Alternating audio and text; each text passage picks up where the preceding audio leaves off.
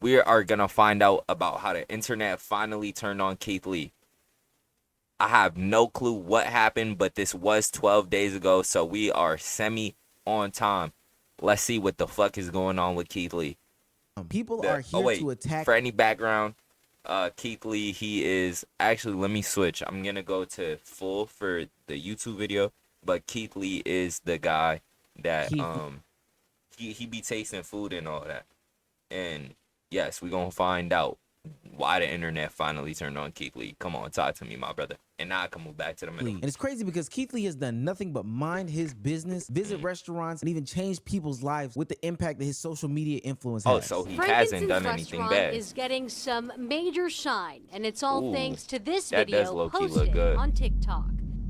This is one of the best wings I've ever had. This is a 10. Our phones 10. never stopped ringing. I sold more lemon pepper wings in the last 2 days What are those than I fries? have in the last 4 months. I Oh made my more goodness. garlic knots yesterday than I've ever made. Lee's review on TikTok captured Let's watch this video. the world 10. Boy. and reflects the power of social media. People coming in from Iowa, people from California. I had a family come up from Lake Havasu. I had people come down from Utah.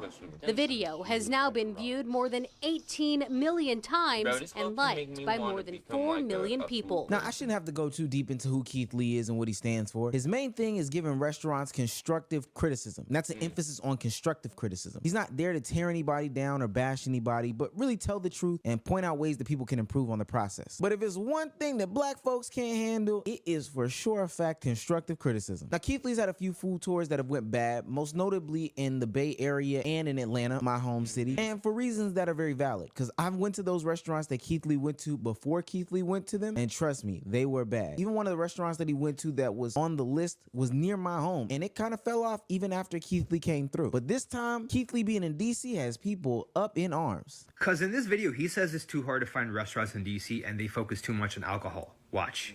One thing I will say about DC, it's been very hard to find restaurants in my opinion. All the restaurants are geared directly towards alcohol.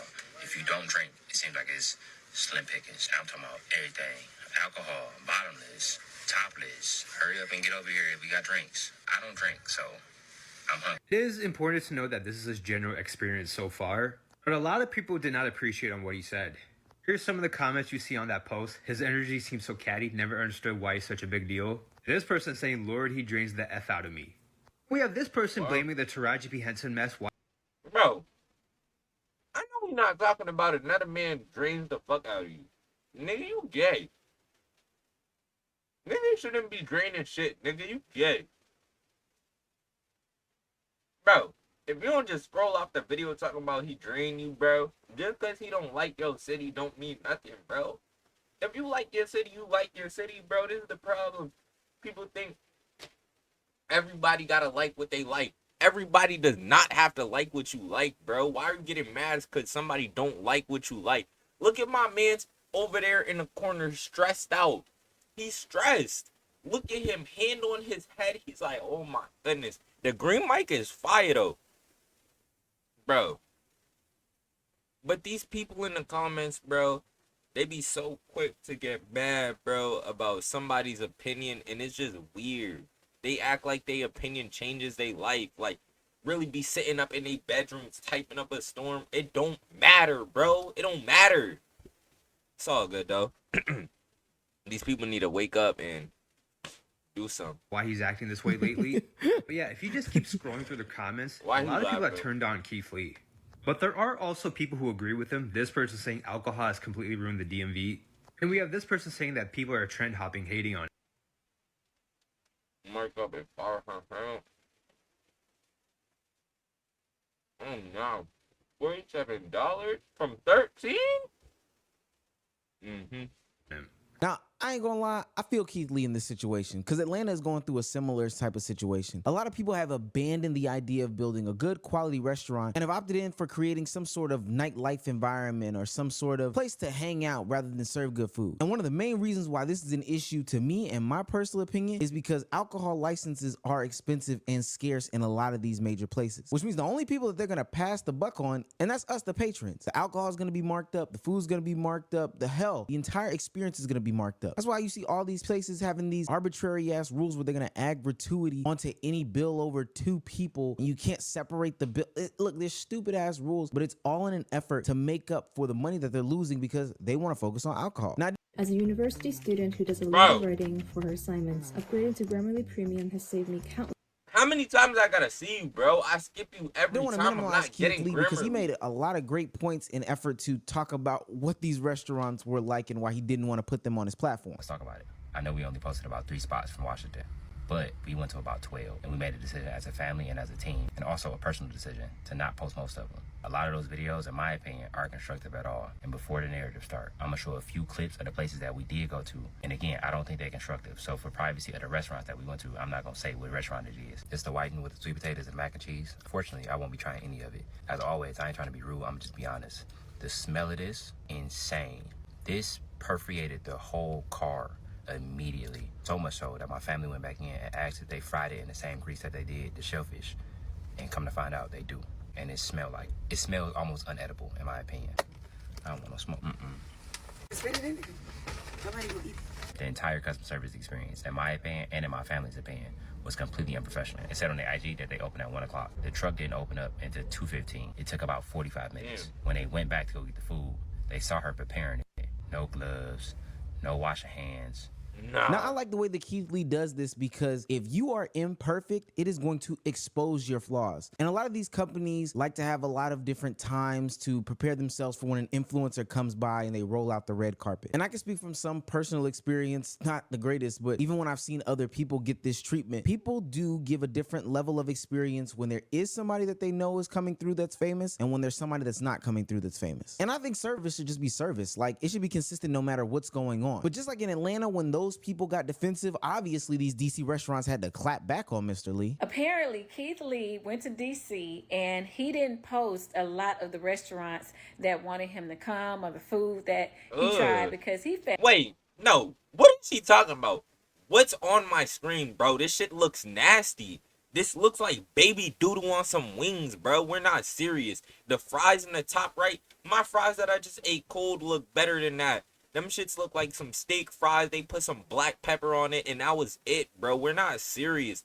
And that shrimp, don't get me started, bro. This food does not look good. There's no way this is what we're defending. This doesn't look appetizing. I wouldn't want to put that in my body. And is that mac and cheese? Because it looked like some more doodle, my nigga. Like, we're not serious, bro. We need to stop with this, bro. It wasn't nice. We need to stop. Like, y'all gotta stop defending bad eats. Y'all gotta stop defending bad eats because it's from where you're from or you loved it growing up, bro. This shit's ass. We're not serious, bro. That looks ass. Like, that doesn't look appetizing. There's no way you're gonna try and play me like it is. The restaurant's business. So in his post, he posted this picture, but he didn't name the restaurant. There was no way you would have known whose restaurant or business this was unless the business came out and said it, which they did, which is Soul Wings DC. And they reposted this on their story and said, "We stand by our food," which is this plate right here. Keith Lee responded, and you can pause to read. It's quite a bit, but yo, thank you. Happy Thirsty Thursday to you too. Look, we were invited to Soul Wings DC through an IG post. We looked them up on Google, and those photos that I posted were some of the first ones to pop up, which are, public to every other customer.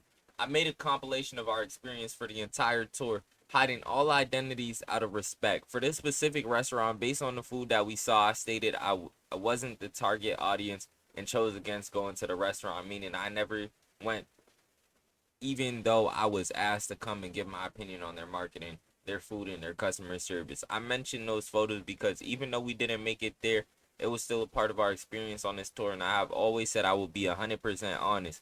In my opinion, other potential customers can see those photos and could potentially be deterred from trying your restaurant, which falls under a marketing issue in my opinion.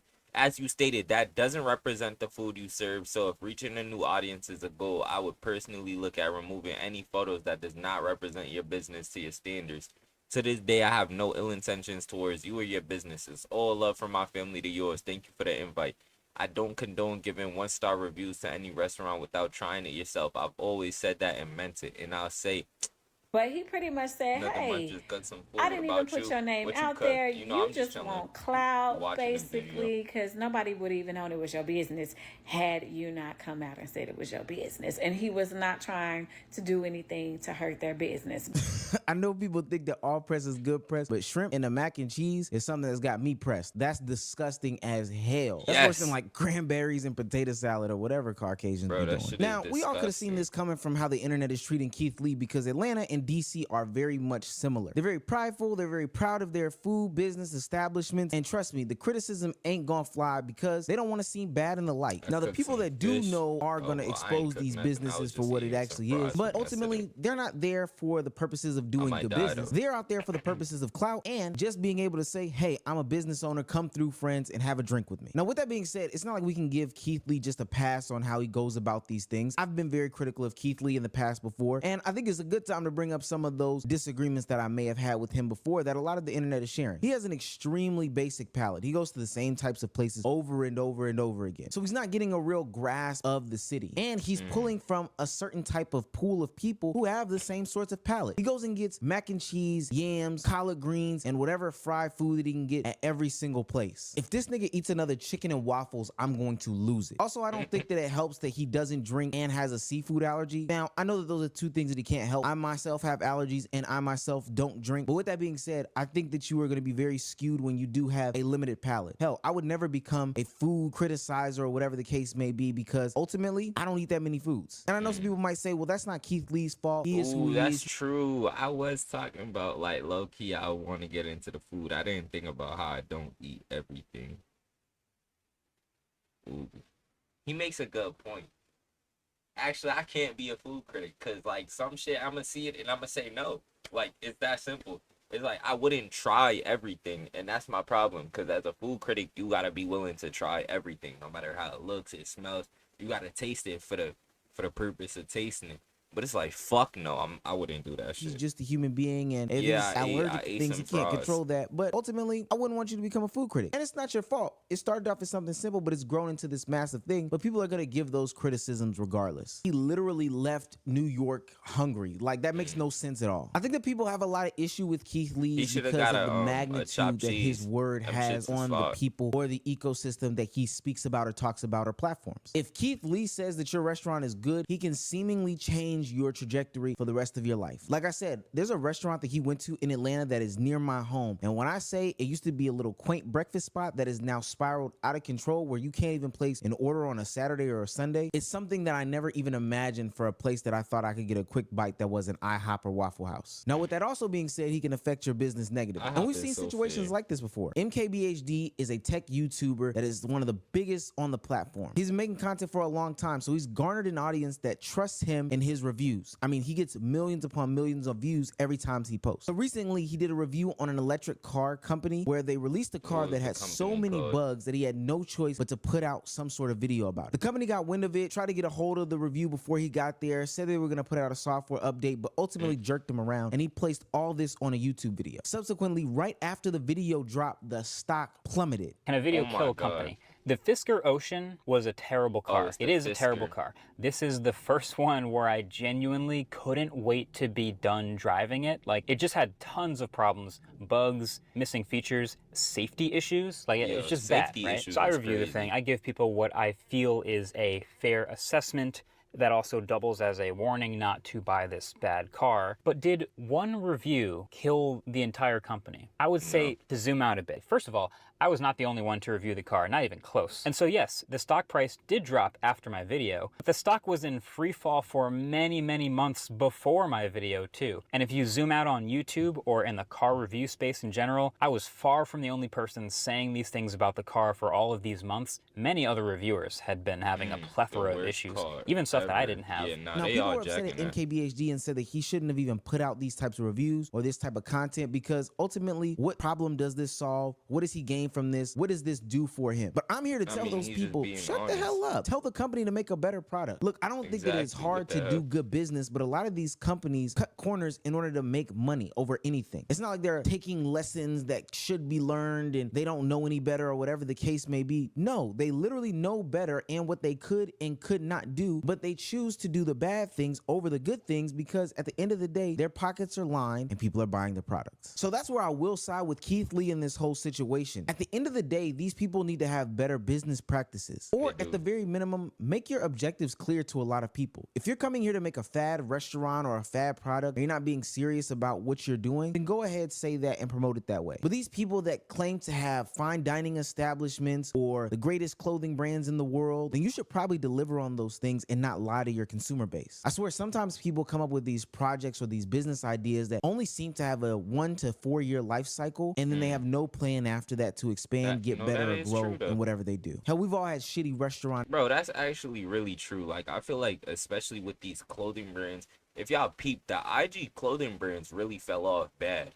Bro, niggas used to, 30, 80, fucking everybody that you know got an IG clothing brand, and I feel like that fell off badly. It's like, I don't see no more of those IG clothing brands. I mean, I see a couple of them, but it's like they're definitely dying, and I think like that hype for puff print and all types of things like that, like low-key went out the window. It's smooth though. Experiences. It was a good time, I can't lie. Like, and especially for the people who got in and made they buck, like that was So good. I have no problem with siding with Keith Lee in this specific regard. If you're going to run a business, run the business right. Especially with the cost of food today. It's too expensive to be going to eat that garbage.